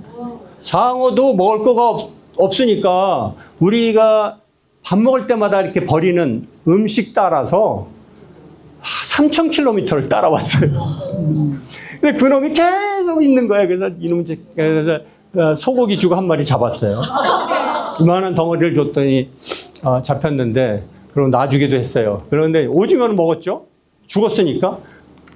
이놈이 표층에 저희가 있다가 저희들 시추 뭐를 하니까 툭 떨어뜨리면 5,000m 들어갔다 나옵니다. 5,000m 들어갔다 딱 나왔더니 맛있겠어요? 맛없겠어요? 아무 맛도 없습니다. 왜? 모든 진액은 500기압에서 싹 빠져나갔기 때문에 아무 맛도 없어요. 그래서 야, 이렇구나. 저 오징어 저 재수도 되게 없는 놈이 위에 있다가 그러니까 사실은요, 태평양에 가면 먹을 거 별로 없습니다. 고기도 거의 없습니다. 그런데 연안에 와야만 먹을 게 많습니다. 왜? 육상의 강으로부터 영양염이 들어가기 때문에 그걸로 인해서 플랑크톤서부터 모든 게 번성합니다. 여러분, 강이 갯벌 퇴적물을 만들어 주기도 하지만 영양염을 주기 때문에 가장 종다양성이고 생태계에 중요한 역할을 하는 것이 바로 이 강입니다. 근데 여기에 집중되어 있습니다. 특히 황해는 더 심한 곳입니다. 여러분, 황해 굉장히 중요한 바다입니다. 전 세계에서 모든 생태학자들이 가장 중요한 바다로 생각합니다. 그 다음에 우리나라 갯벌 형성의 역사를 잠깐 보시면 이렇게 이제 해수면이 쭉쭉 올라왔습니다. 한 14,700년 전에 겨우 제주도가 육지랑 연결이 돼 있었어요. 그때까지는. 그러다 물이 들어오기 시작하면서 지금 한 5,000년서부터 거의 지금의 해안선에 이르렀다라고 저희들이 판단을 합니다. 근데 갯벌을 저희들이 시추를 해보면 한 8,500년 전부터 우리나라 갯벌이 만들어졌어요. 그러니까 아마 이때쯤부터 갯벌이 만들어진 것 같아요. 이상하게 모든 퇴적층을 조사해서 연대 측정을 하면 8,500년으로 나옵니다. 그래서 그렇게 생각을 하고 해수면 상승 속도도 이렇게 계단 모양입니다. 그래서 앞으로 해수면 상승에 여러분들은 고심을 하셔야 되고 서식지 금방 없어질 수 있으니까 여러분들이 장기간의 노력을 하셔야 됩니다. 이게 동해, 황해, 성해고 그다음에 아까 우리 이 교수님도 말씀하셨지만 5대 갯벌. 이거 5대 갯벌 누가 말하면은 이상하게 생각해요. 5대 갯벌 사실 세상에 무슨 서양 사람들 얘기하면 5대 갯벌이랑 세상에 어디 있어 그러지. 근데 저희는 그럼에도 불구하고 2대 갯벌이라고 합니다. 황해를 2대 갯벌. 황해 아니 순천에서 오신 분도 혹시 이 순천만이 세계 5대 갯벌이 그게 아니라 황해 전체 갯벌이 세계 5대 갯벌에 속하지만 사실 저희가 볼 때는 2대 갯벌에 속합니다. 규모가 그렇습니다. 우리 서해안 전체가 있죠. 근데 이게 굉장히 큰, 여기서 앞에서 보시면은 여기 5대, 여기 보시면은 5대 갯벌이 있잖아요. 아마존강, 이게 뭐 거의 뻘로만 돼 있어요. 아마존강 하구도 있고, 캐나다 펀드, 여기 조차가 17m입니다. 어마어마합니다. 그리고 연안사족이 와데네 갯벌 세계 유산인데 여기 갯벌 이렇게 미국 동부 해안도 굉장히 단순합니다. 사주 섬들이 있어가지고 황해 갯벌 이거 면적도 전 세계 갯벌의 면적 중국까지 합하면 1위고요. 전체 바다 해역도 1위고요. 그래서 황해 갯벌은 5위 세계 최고의 갯벌입니다. 더 하나 제가 말씀드리고 싶은 거는 저도 이제 이 와덴의 이 갯벌 펀디만 갯벌이 조차가 17m나 되고 연구가 전 세계에 제일 잘 됐습니다. 지질학적으로. 그래서 여기를 많이 방문을 했었는데 여기가 조차가 17m고 전 세계에서 가장 유명한 갯벌인데 이 갯벌의 면적이 우리 새만금 갯벌 면적의 3분의 1밖에 안 돼요. 하구 갯벌이에요. 하구 갯벌이 가장 중요한 갯벌입니다. 그런데 가장 큰 하구 갯벌이가 조차가 심하다고 하는 캐나다 펀디만 갯벌에 비해서 새만금이 3배가 큽니다. 그래서 이건 안 돼. 새만금은 절대 간척하면 안 돼 했던 이유 중에 하나가 지질학적으로도 세계의 어떤 퇴적 환경으로 볼 때도 너무 중요했던 것입니다. 단순하지 않고 복잡하고. 우리나라에도 이제 여러 개의 갯벌의 형태들이 있는데 요거는 뭐 좀 넘어가기로 하고요. 우리나라도 하구 갯벌이 있는데 전형적인 하구 갯벌은 새만금입니다. 그것도 하구도 강물이 너무 세면 어떻습니까? 삼각주처럼 됩니다. 그런데 강물이 적절하면은 바닷물이 강을 따라 올라가는데 서서 들어갑니다. 쭉 왜? 강물이 적당하니까 서서 들어가는데 만약에 강물이 더 크면 어때요? 밑으로 빠져 들어갑니다. 그래서 금강 같은 데도 물 서서 안 들어가요. 밑으로 빠져 들어가죠. 낙동강도 그렇고 한강도 그렇고. 그런데 새만금 갯벌은 옛날에 만경강 그 다리 쪽에서요. 물이 60cm 내지 70cm 서서 들어갔습니다. 왜? 그러면은 뭐예요? 굉장히 많이 섞인다는 겁니다. 바닷물하고. 그래서 이러한 물리적인 특성 때문에 이제 중요했던 갯벌이었습니다. 그래서 어떻든 여기 좀 안타깝게 이 새만금 갯벌을 다 잃어버렸죠. 저희가 뭐 철새 쪽에서도 안타깝지만 저희 지질 쪽에서도 너무 안타까운 겁니다. 그다음에 이제 다도행 갯벌 섬이 많다 보니까 앞에 있는 여러분들 세계 5대 갯벌에 전부 다 가서 보십시오. 산이 없습니다. 혹시 여러분들 모르겠는데 여기서 와데네 갯벌이라고 굉장히 유명한 500km에 걸쳐서 있는 이 와데네 갯벌에서요. 제일 높은 곳이 17m입니다. 갯벌에서 육지를 보면 방조제밖에 안 보이고요. 육지에서 바다를 보면 그냥 섬 짠 낮은 거 모래밖에 안 보입니다. 제일 높은 곳이 17m인데 거기가 제일 유명해요. 여기 중에서 제일 유명한 곳이 하나 있고요. 그런데 다 10m 이하입니다. 방조제가 제일 높습니다. 방조제가 한 9m 되는데요. 그 다음에 여기도 마찬가지고 여기만 돌이 좀 있고 한국 갯벌인데 나머지 미국 서해안, 미국 동해안 갯벌이고 또 중국 측의 갯벌 가서 혹시 보시면 산이 없어요. 한국 갯벌은요. 산으로 둘러싸여 있습니다. 안반이 있습니다. 그래서 저희가 세계유산인데도 암반갯벌이 있다라고 얘기합니다. 암반갯의 조차가 6, 7m 나지 않습니까? 육지에 드러나고 나면 거기에 생물들이 바글바글 합니다. 한국만이 갖고 있는, 그런데 그 한국의 이 다도해 갯벌 같은 데 다 암속성으로 돼 있잖아요. 모든 갯벌의 연안이 다 생태계가 다양하게 나타납니다. 그래서 이것들을 저희들이 주장을 했고 굉장히 많은 것들을 이제 포함시켜서 저희들이 이제 제안을 하게 됐고, 그다음에 계절 변화도 여러분 잘 알고 있는 북서 계절풍, 남동 계절풍 때문에 갯벌이 파도가 완전히 달라집니다. 서해안의 갯벌 겨울에 가보세요. 우리는 이제 겨울에 일을 많이 해요. 왜냐하면은 시추하는 데가 좋아서. 그러면 갯벌 가면 소변 그냥 놓을 수밖에 없잖아요. 소변을 바람이 부는 방향으로 소변 넣으면 다 뒤집어 씁니다. 조심해야 돼요. 이쪽에 사람이 있으니까 이쪽으로 돌았어? 그럼 완전히 뒤집어 씁니다. 그렇게 바람이 셉니다. 그래서 그런 바람 때문에 겨울에는 파도가 어마어마하게 칩니다. 그래서 이 파도 때문에 갯벌의 형태가 완전히 바뀝니다. 자, 이러한 것들 여러분들 보시고, 여기가 이제 봄, 똑같은 지점인데 봄, 여름, 가을, 가을에는 여기 뻘이 쌓였던 게 깎이기 시작해서 겨울에는 그냥 다시 모래가 됩니다. 이렇게. 이와 같이 굉장히 그 변화가 있고, 여러분 아까 간척 사업도 좀 잠깐 보여드릴 텐데, 여러분들 이 자료들이 여러분들 나중에 교육할 때 쓰기가 좋아서 제가 이걸 집어넣습니다. 우리나라 갯벌의 면적이 약 7,800평방킬로미터였어요. 남한이 약 4,500평방킬로미터, 북한이 약 3,300km였습니다. 근데 최근 남한의 갯벌 면적 변화를 쭉 보시면 그 해수부가 발표를 한 건데, 지금 4,500에서 2,480으로 바뀌었으니까 얼마인 겁니까? 45%가 간척이 된 거예요. 그래도 종다항상이 높아요. 2배나 높아요. 외국 갯벌에 비해서. 자, 많이 됐죠.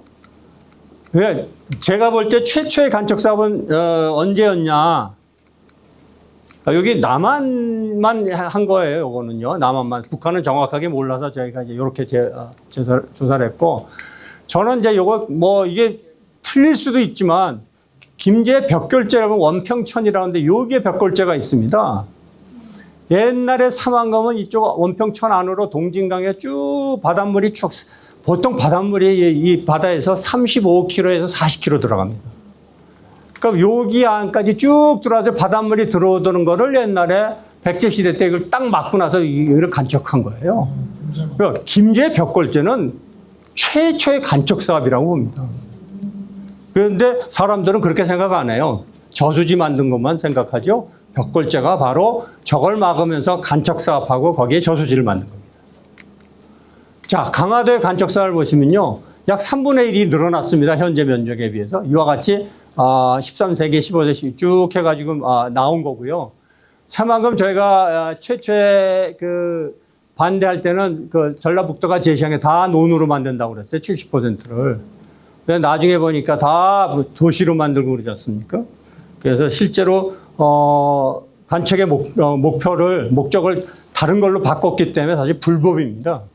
대법에서 판결 났을 때 여전히 70%를 농토로 쓴다고 하기 때문에 국가가 정한 국가 계획에 의해서 여전히 동일한 목적을 실현하고 있기 때문에 이거를 부정할 수 없다. 그래서 간척 사업을 진행하게 했는데 결국은 다 바꿨지 않습니까? 이건 대법이 속은 겁니다. 알고 속았을 것 같아요. 그래서 이제 우리가 갯벌의 간척 역사를 보시면요. 일제시대 때 굉장히 많이 간척을 합니다. 우리나라가 백제에서부터 조선 1600년 동안 약 460평방킬로미터를 간척을 합니다. 왜? 여전히 쌀이 중요하니까, 조선시대도 그렇고. 그래서 일제시대 때 거의 동일하게 405평방킬로미터를 간척합니다. 군산 일대 전부 간척을 이때 했죠. 해방 이후에도 여전히 논이 중요하다 보니까 이렇게 해방이 60년대 233, 194, 93, 238 했는데 2000년대 이후에 새만금 때문에 확 늘려버렸죠. 그런데 실은 이 간척의 목적은 대부분 농토를 쓰기 위해서 했던 건데 실은 최근은 전부 산업용지로 자꾸만 쓰고 있죠. 그래서 이런 것들이 저희가 좀 아쉬운데 여러분들은 어떻든 여러분들 이런 사실을 알고 계셔야 될 것 같고 갯벌의 가치를 얘기하는데 여러분들은 생태적인 가치만 얘기를 해요. 그래서 생태적 가치 굉장히 높죠. 여러분도 잘 알다시피 여러분이 가장 중요시하고 여기는 거. 그러나 이 갯벌의 가치 중에서 생태적 가치 굉장히 높고, 그 다음에 이게 아까도 말씀드렸지만 역동적인 환경에 물이 하루에 2번 바뀌고 파도도 바뀌고 굉장히 역동적인 환경이 때 다양한 서식지, 그러다 보니까 높은 생물종 다양성이 있고 우리나라 안방갯벌까지 있죠. 굉장히 중요하고 서식지로서 종 다양성이 중요한 곳입니다. 그래서 엄청나게 다양한 퇴적체들이 형성이 되어 있어요. 서식지의 다양성이 있다는 겁니다. 여러분들 단순한 갯벌, 미국 사람들이 저희 나라 보면 뻘갯벌만 있었다고 막 그렇게 선전을 해가지고 전 세계 모든 학자들이 야, 한국은 뻘갯벌만 있대 이렇게 알았는데 그게 아니었죠. 굉장히 다양한 거 있는데도 우리가 연구를 해서 발표를 안 하다 보니까 이런 일이 벌어졌는데요. 그래서 얕은 수심, 복잡한 환경, 그러다 보니까 취업해 산란지, 보육지, 높은 일자 생산성, 먹이사슬, 철새 산란지, 서식지까지 가는 겁니다. 그래서 이것을 갯벌을 그냥 단순하게 갯벌로 보는 게 아니라 복잡한 물리적인 환경을 갖고 있는 생태학적인 특성을 갖고 있는 중요한 서식지로 보셔야 돼서 서식지의 변화에 서식지만 지켜진다면 생물은 돌아옵니다. 철새 사라진 것도 돌아오고요. 그래서 서식지를 지키는 게 여러분들한테 굉장히 중요하고, 그랬을 때 갯벌의 경제적 가치를 이 와데네조차도, 세계유산인 와데네조차도 첫 번째 갯벌 연수의 중요 기능에 순위를 매기면요, 폭풍 에너지 저감 및 해안 침식 방지입니다. 특히 해수면 상승하고 있잖아요. 가장 중요한 것이 바로 이겁니다. 여러분들이 생태학적으로는 서식지의 중요성이 있지만 국가적으로, 국민적으로는 바로 이것이 순위 1위입니다. 그리고 이걸 경제성으로 따지면 가장 높습니다. 그래서 여러분들 이런 가치를 아셔야 되고, 실은 그럼에도 불구하고 이것이 잘 보존이 되면 관광 가치가 증대가 돼가지고 이건 돈으로 환산이 쉽게 됩니다. 독일 같은 경우에 이게 코스탄자가 발표한 거에 하면은 이 습지의 가치가 엄청나게 큰데 특히 하구의 가치가 큽니다. 이러한 것들로 인해서 해수부가 굉장히 중요하게 여겨서 이제 그 가치를 따질 때 보면은 총 가치 얼마, 사실은 이건 사람이 어떻게 쓰느냐에 따라서 가치가 완전히 달라집니다. 그리고 해수면 상승, 여러분들 해수면 상승 걱정들을 안 하시는데, 아까 왜 서양 사람들은 왜 이렇게 해안 보호, 침식 방지의 기준을 두느냐? 바로 해수면 상승은요, IPCC에서도 이미 2300년까지 해수면 계속 상승한다고 그랬어요. 현재 딱 중단시켜도, 현재 우리가 말한 CO2 온실가스가 딱 현재 수준으로 중단시켜도 2300년까지 해수면 상승합니다. 한번 상승하던 거는 계속합니다. 그랬을 때 어떤 일이 벌어지느냐? 여러분들 2300년까지 해수면 상승하면 몇 미터 상승하게 되면 서식지 파괴가 되죠? 인천 거의 다 물바다 됩니다. 사실은요. 그래서 우리나라도 이렇게 해가지고 인천 이런 데 보면은 다 물바다 되는 곳을 표기가 되어 있죠. 그런데도 불구하고 갯벌은 어떻습니까? 여러분 고창에서 오신 분 안쪽에 있는 줄포항이 없어졌죠? 왜? 뻘이 쌓여가지고. 곰소항도 점점 뻘이 쌓여가지고 왜? 안쪽에는 육지에서 나온 퇴적물들이 계속 들어가 쌓입니다. 이렇게 쌓여요. 해수면이 올라가는데 갯벌이 점점 밖으로 나가요. 이게 해안의 특성입니다. 잘 보존하고 하구로부터 많은 퇴적물이 공급이 되면은 해안이 지켜집니다. 해수면이 상승이 돼도. 근데 우리는 그걸 안 하죠. 하구는 하구대로 맞고 간척은 간척대로 하다 보니까. 그래서 여러분들이 지키는 건 철새만 모니터링 하는 것이 아니라 서식지를 지켜야 되고 앞으로의 미래를 어떻게 바라보시냐 달려 있습니다. 그래서 이것도 각 갯벌마다 특성이 다 달라요. 어떤 곳은 침식이 되고 어떤 곳은 퇴적이 되고. 그거에 따라서 국가가 계획을 달리 해야죠. 모든 갯벌에 방조제 세우느냐?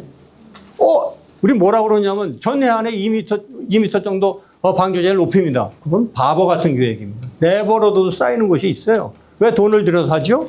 쌓이게 만들고 많이 침식을 받는 곳은 막는 일을 해야 됩니다. 그와 같은 일들이 전 세계에서 이루어지고 있고 모든 나라에서 염습지 복원하는 이유 다 이와 같이 미래를 대비하는 겁니다. 여기 아름답게 꽃이 폈어요. 이걸 이용해서 간접적으로 관광 가치를 증대시키는 것이지 실은 국가가 볼 때는 미래를 대비하는 겁니다. 해안 침식을 대비하고 해수면 상승에 대비하는 겁니다. 사고 어마어마하게 보호합니다. 사고에 뭐 사람도 못 들어가게 합니다. 왜? 사고가 바로 해안을 침식을 방지해주고 있기 때문에. 이와 같은 일들을 하고 전 해안에 걸쳐서 염습지를 복원했습니다. 독일 네덜란드 해안에 500km 길이에. 왜? 미래 때문에 그렇습니다. 국민을 위해서 하는 거죠. 그리고 이것을 관광으로 쓰는 거죠. 관광의 목적으로 그렇게 하는 것이 아니라 침식 방지를 위하고 해수면 상승을 대비한 건데 그것을 이쁘게 복원을 해서 쓰는 거죠. 우리나라도 해양보호구역이 유엔에서는 해양보호구역을 10% 정도를 30%를 하라고 돼 있어요. 전국 모든 국가가. 우리나라는 세계 자연유산이 들어가는 바람에 2.46%가 됐어요.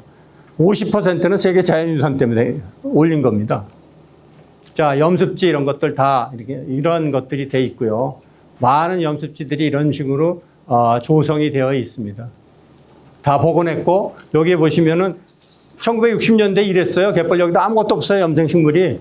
독일의 케이스인데 쫙 지나면서 염생습지를 복원하니까 이렇게 된 겁니다. 이게 다 그 흔적들입니다. 염생습지를 보호하긴. 그러니까 영국의 와시개벌은 철새들의 이제 서식지로서 하죠. 이 철새 서식지로 복원을 하지만 와서 퇴적물이 쌓이게 복원을 합니다. 그 다음에 기존의 방조제를 완전히 허물지 않습니다. 저 뒤쪽에 있는 방조제는 더 높입니다. 왜? 미래를 대비하면서 서식지 복원을 하는 거죠. 이와 같은 일이 벌어지고 있어서 여러분들은 선진지의 이런 케이스들을 좀 받아보시면서 여러분들이 서식지에 관심을 가지고 모니터링 할 때 어떤 일이 주변에서 변화가 일어나는지, 해안선이 어떻게 변화가 되는지, 서천 같은 데 있는데 보시면요. 이쪽에 보시면은, 사구에다가 잔디를 심었어요. 말뚝을 갖고. 사구는 그런 게 아닙니다. 무너졌다가 쌓였다 무너졌다 하면서 해안 침식 방지를 해주는 시설이거든요. 그런데 거기다가 잔디를 깔아버립니다. 이와 같은 일들이 우리는 잘 몰라서 진행이 되고 있다는 사실을 여러분들이 보시고, 뭐 이런 것들은 이제 여러 가지 염생식물의 종류들이 대상 분포를 하고, 대상 분포를 하기 위해서는 방조제가 대상 분포를 망쳐버립니다. 거기서부터 물리적인 힘이 완전히 에너지가 바뀌어버리게 되거든요. 그래서 방조제는 가능한 한 할 수 있으면 하되 완만하게 이런 식으로 접근을 해야 되는데 그렇게 안 하고 있고요. 뭐 염습지 복원의 특징은 첫 번째가 해안 침식 방지와 갯벌 서식지 조성이 선결적인 요건입니다. 근데 많은 경우에 이 복원의 목표의 해안 침식 방지, 갯벌 서식지 조성이라는 개념이 빠지고 염생습지 그 자체만 얘기를 해요. 그게 아니라 실제로는 이것이 가장 중요한 거기 때문에 목표를 잘 정해줘야 되고 미래지향적이어야 합니다. 자, 이게 아직 실행은 안 되죠. 유럽에 있는 국가들이 갯벌을 어떻게 해수면 상승 때문에 어떻게 했으면 좋겠느냐. 여기 마을이 있고 여기에 방조제가 있는데 어떻게 했으면 좋겠느냐 해서 두 가지 안 가지고 논란을 벌립니다. 자, 여기다 하나 더 쌓자. 이거 그대로 놔두고 하나 더 쌓아가지고 좀 막아보자. 근데 결론은 이걸로 났습니다. 이거 막는 게 아니라 여기 트자. 오히려 트는 걸로 결론을 냈습니다. 왜?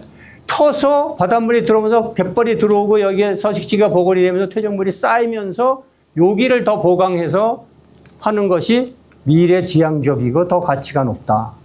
후퇴. 여기서 말하는 게 후퇴를 하자. 그게 뭐 from line defense to zone defense라는 말이 있죠. 이 사람들이 여러분들 농구에서 존 디펜스라는 말이 나오죠. 똑같이 존 디펜스를 하자. 이제 해안선은 존으로서 넓은 구역에서 보존을 해야지 선으로 방조제 하나 선 가지고 해서는 안 된다. 그래서 이러한 개념들이 나왔고 이것들이 이제 진행이 되고 있습니다. 그래서 우리나라도 사실은 한강영화권에 있는 한강에서 많은 퇴적물이 그나마 많이 나옵니다. 근데 금강 막혔죠. 영산강 막혔죠. 그래서 실제로 이쪽 지역에는 퇴적물 공급량이 굉장히 줄어들고 있어요. 이것이 미래에 위험한 겁니다. 그래서 저도 금강이나 영산강 하구뚝을 좀 복원을 하자라는 제안을 하기 시작한 것이고, 그거는 뭐 세계유산 하기 전부터 그런 거를 해왔습니다. 한강 부유태적물은 굉장히 넓게 분포합니다, 여기까지. 그런데 이쪽에 있는 금강 토적물들은 굉장히 부족해지고 있어요. 여러분들 그러다 보니까 아마 뭐 고창 말고 이쪽 백수나 영광 쪽에 있는 갯벌에서 많은 분들이, 어떤 분들은 아실 거예요. 아니, 옛날엔 모래도 많았는데 왜 뻘만 차지? 왜? 뻘은 홍수 때 문을 열으면 뻘은 나오는데 모래는 안 나와요. 그러니까 뻘은 비교적 공급이 되는데 모래는 공급이 안 되니까 불균형이 일어나면서 뻘만 찹니다. 이런 일들이 벌어지는 것은 바로 이렇게 대규모 하구 때문에 그렇습니다. 그래서 유럽 선진국의 연안 관리를 보시면요, 파도가 센 곳에서는 이렇게 이런 것들을 만들어 놓고요. 그다음에 파도가 약간 조류로가 되는 데는 염색지를 주로 복원하고, 해수욕장도 이런 것들을 막아놨습니다. 모래 유실 방지를 위해서요. 보십시오. 이거 이제 요거는 해수욕장 주변이고, 그다음에 염색지 복원하는 건 이렇게 인공 구조물로 다 구성이 됐어요. 자, 요번 이렇게 돌로 해놓은 데도 있고, 해수욕장입니다, 이런데. 자, 그래서 이게 뭐 마지막 이게 제가 오히려 더 길게 해버렸네. 이 교수님보다 더 길게 하나 봐요, 지금. 여러분 요거는 뭐 보시면 아실 거예요. 항상 갯벌 복원은 서식지 복원, 자연성 회복에 맞춰져야 되고, 결과는 이러한 결과들이 있으니까 여러분들은 모니터링을 하시되 생물에만 집중하지 마시고 주변 것도 같이 보시면서 기록을 하세요, 계속. 그런 것들을 제가 말씀드리고 싶어서 합니다. 그래서 특히 또 갯벌 모니터링 할 때 제가 앞에도 말씀드렸지만, 모니터링을 하시기 전에 반드시 위험한, 여러분들 철새만 주로 관심 있는 분들 바깥에서 보니까 별 걱정이 없죠. 조성만 알면 되잖아요. 근데 갯벌을 실은, 저는 옛날에 무슨 해양소년단이 다 없어졌어요. 무슨 사고가 나면은 싹 없애버려요. 그런데 서양 애들 이렇게 보면은 여름철에 무슨 뭐 하고 나가, 사고 나도 그대로 해요. 안전교육을 잘 시키면서 해야 됩니다. 그래야 갯벌의 체험교육도 늘어납니다. 안전교육을 잘 시켜야 돼요. 그리고 안전교육을 잘 시키기 위해서는 가이드하는 사람이 안전한 걸 완전히 파악하고 있어요. 그래서 그렇게 하면서 실제 체험하는 것을 가르쳐야 되는데, 우리는 아직 못하고 있어. 그렇게 되기를 바라면서, 그때 이 조석표가 굉장히 중요하고, 서식지 특성, 조서, 생물, 스스로 체험, 자기가 체험을 해봐야 돼. 이런 것들, 그래서 위험 요소를 파악하되 재밌게 해야 됩니다. 밧줄 타고 다니는 것도 있어요, 갯벌 고랑을. 네덜란드 사람들은, 여러분들 혹시 여기 계신 분들은 알 거예요. 옛날에 이렇게 비 오고 갯고랑이 있으면 막대기 하나 꽂아가지고 탁 찍고 씩 넘어가죠. 갯벌 고랑을 그렇게 넘어다닙니다, 네덜란드 사람들. 애들한테 한번 시켜보세요. 딴 얘기 안 하고 그것만 하려고 그럴 거예요. 그러니까 그것도 시키면서 다른 거를 펀이라는 재미를 주지 않으면 안 됩니다. 체험은 재미를 줘야 되는데 위험하게 하면 안 되니까 그걸 사전에 여러분들이 하시라고. 이분 일부러 빠뜨렸어요. 우리가 옆에 있다가 한번 들어가서 발 흔들어 보세요. 못 빠져나요. 어떤 어른은요, 저희 우리나라 갯벌 고창에 가서 했더니 어른인데 못 빠져나와서 우리 학생 3명인가 들어가가지고 끄집어내가지고 나온 적이 있어요. 위험한 게 있어요. 그러니까 특히 여기 이 갯고랑, 뻘갯벌에 여기가 위험하고요. 그 다음에 갯고랑 옆에가 위험합니다. 이런 것들을 여러분들이 미리 좀 아셔가지고 사전 답사도 하셔야 되고, 그 다음에 꼭 반드시 이거는 그 독일 애들이 하는 방식이에요. 항상 가이드는 밧줄하고 나침판하고 호루라기 이런 것들을 항상 갖고 다녀라. 이 밧줄은 왜 필요하면요, 빠져서 본인이 못 들어가면 던져서 잡아 끌어야 돼요. 그래서 그거 밧줄 갖고 다니시라는 얘기입니다.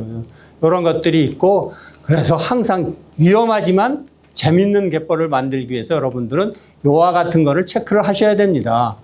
아주 여러분들 잘 모르시는 섬 바이딩 파랑으로부터 보호받는 배후 지역이에요. 전체가 모래인데 거기 딱 들어갔더니 푹 들어가서 안 나와요. 그런 거 다 파악하셔야 됩니다. 그래서 갯벌을 다니면서 온갖 곳을 다 파악, 이 액화 현상이라는 것은 바로 하천변에 액화 현상이 일어나면 여러분도 혹시 액화 현상이 뭔지 아십니까? 잘 모르죠? 네, 옛날 분들만 알아요. 옛날 분들은 운동장에서 조회한다고 겨울철 봄에 조회한다고 있으면 추우니까 발 돌려놓으면 주변이 물로 변합니다. 네. 그게 말 두들기면 액화가 되고 흙이 갯벌이 액화가 됩니다. 고창에서 동죽 잡을 때 옛날에 저희는 어떻게 잡았냐면요. 갯벌 가가지고 만돌리 갯벌에서 막 흔들어요. 이렇게 모래 흔들면 쭉 해서 동죽이 쫙 올라와요. 여기로. 왜? 물이 되니까 부력이 생기면 떠올라요. 그렇게 액화가 심하게 되는 것이 바로 갯벌이에요. 근데 액화가 더 심한 것이 고랑 옆에. 이런 것들 조심하셔야 되니까 이런 것들에 대해서 설명도 하면서 이런 것들 보여주고 저희는 일부러 빠뜨립니다. 어른들 데려갈 때는. 여기 한번 흔들어 보세요. 그리고 빠빠이 하고 가면은 혼자 못 빠져나와요. 그거 원래 혼자 가서 죽는 거예요. 그러니까 이런 일들이 있기 때문에 이런 것들을 전부 여러분들이 파악하셔가지고 재미를 주고 응급시에는 어떻게 해야 되고 하는 것을 미리 다 준비를 하셔야 됩니다. 저는 예를 들어서 여기 보면 이렇게 학생들 한 15명 데리고 쭉 하면서 설명하면서 갯벌을 쫙 돌아다닙니다. 이런 것들이 많이 돼서 시민 모니터링위원회는 아마추어 과학자가 반드시 돼야 돼요. 그 다음에 생물학자가 아닌 생태학자가 되셔야 됩니다. 물리적인 현상서부터 모든 것들을 다 설명해 줄 수 있는 생물 상호 간의 역할이라든지 먹이온도 해야 되죠. 철새도 있지만 철새에 먹이온이 되는데 먹이온은 어떤 놈은 어디에 살고 어디에 사니까 이런 놈들을 먹기 위해서 어떤 새가 오고 이런 식으로 서로 연결고리를 설명하실 수 있어야 됩니다. 이건 뭐야? 이건 뭐야가 아닙니다. 이건 무슨 개야가 아니라 이 개는 어떤 곳에 살고 어떤 걸 먹으면서 어떻게 사는지 이러한 것들을 여러분들을 공부를 좀 하셔야 되고요.